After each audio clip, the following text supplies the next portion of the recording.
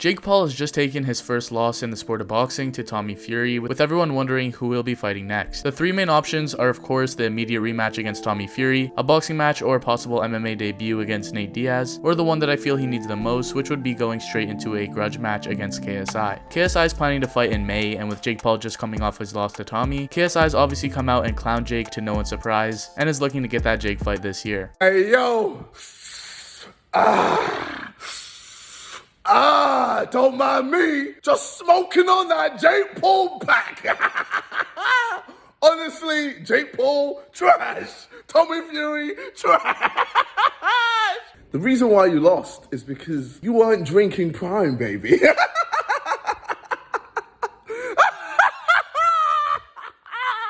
I stay winning. I stay winning.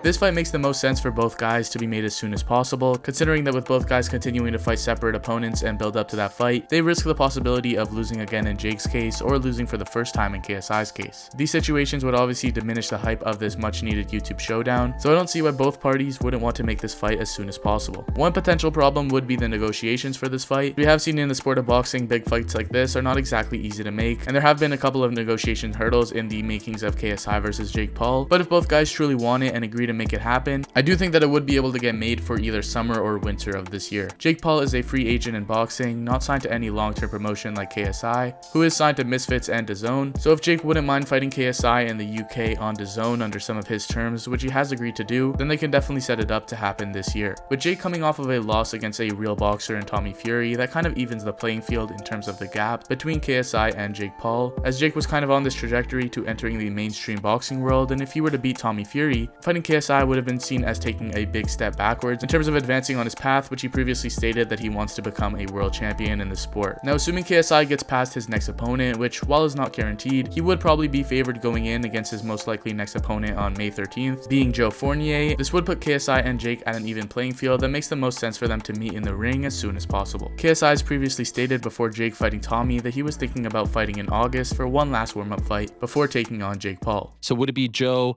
or Woodley May 13th, and then the next one would be... So I was thinking about maybe fighting again as well. Oh, geez. In August. But aren't we playing with fire here? Oh, no, can I not? Okay, I can't say. Okay. Yeah. Who's that against?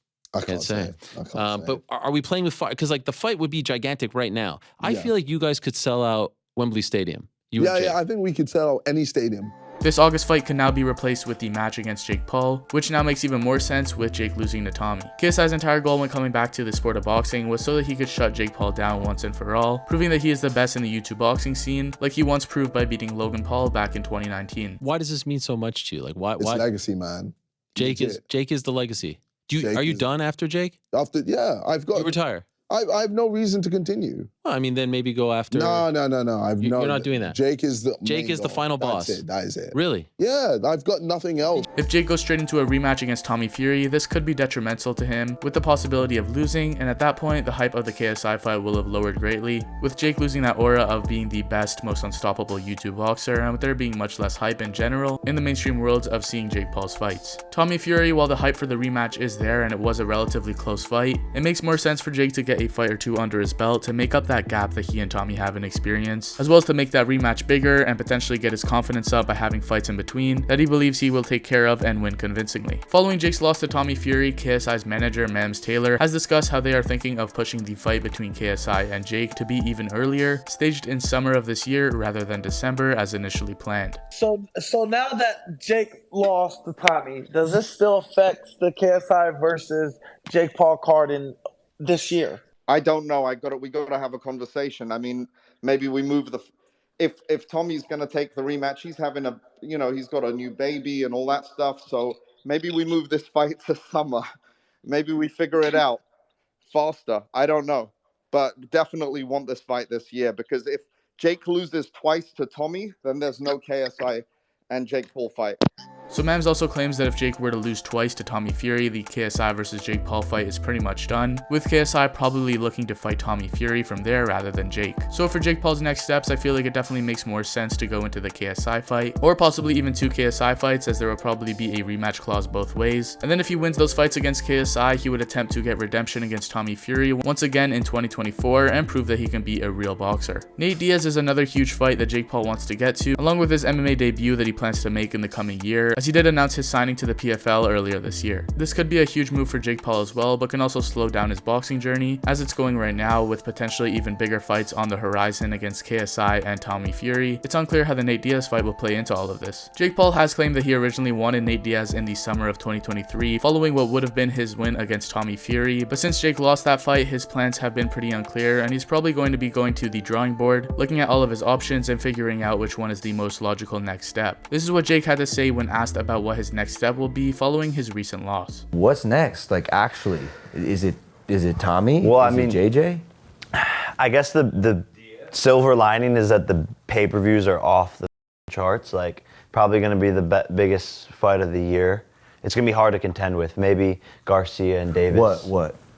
Last night? Yeah. Obviously, there's still so many names out there for me to fight. I want to do the rematch with Tommy, but I think all of those fights are still there and still massive.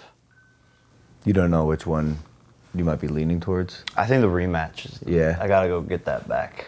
I think that going for an immediate rematch is the wrong call, and obviously with this being so shortly after the fight, his ego will want that rematch right away to try and get his own back, but business-wise, I feel like it is best to save that fight until a later point. The KSI fight gives Jake Paul a huge opportunity to get himself on a huge stage, to potentially raise his stock back up again in a huge event, that if Jake were to win, makes all of his other fights in his horizon much bigger and better, but if he were to lose, would bring him down even further than his first loss did against Tommy. So it is risk versus reward in this case, where he could fight Tommy in a fight where he wouldn't be favored and seen as a high risk, or he could fight KSI in a fight where he would be favored and seen as a lower risk, with both having a similar reward and raising his stock, and both fights obviously would do great numbers. The other fight would probably go away for good if he were to lose either, as if Jake loses to Tommy again, the KSI fight would probably not be there, and if Jake loses to KSI, the Fury rematch would probably not be there either. And it looks like KSI is also the front runner for who people want to see Jake Paul fight next, as in a poll of over 300,000 votes, KSI was the clear favorite in terms of who should be next for Jake Paul. KSI is more on his playing field now in terms of boxing, and it's the only fight right now for Jake that I feel like gives him a huge opportunity to finally end this long-awaited rivalry between him and KSI, settling it in the ring after years of trash talk, hype, storyline, and build-up going in. There is no better fight right now for Jake Paul, and if they keep delaying this fight, we may never get to see it ever again, which is why it needs to get made as soon as possible this year. Both Jake and KSI believe they would convincingly beat each other, and this fight should be settled once and for all this year, and with Jake coming off his first loss, he now needs this fight more than ever. So yeah, let me know your thoughts on KSI versus Jake Paul hopefully happening this year, or whether you think this is the fight Jake Paul needs to have next. Thank you guys so much for watching, and if you enjoyed this video and you enjoy my content, be sure to leave a like and subscribe for more videos.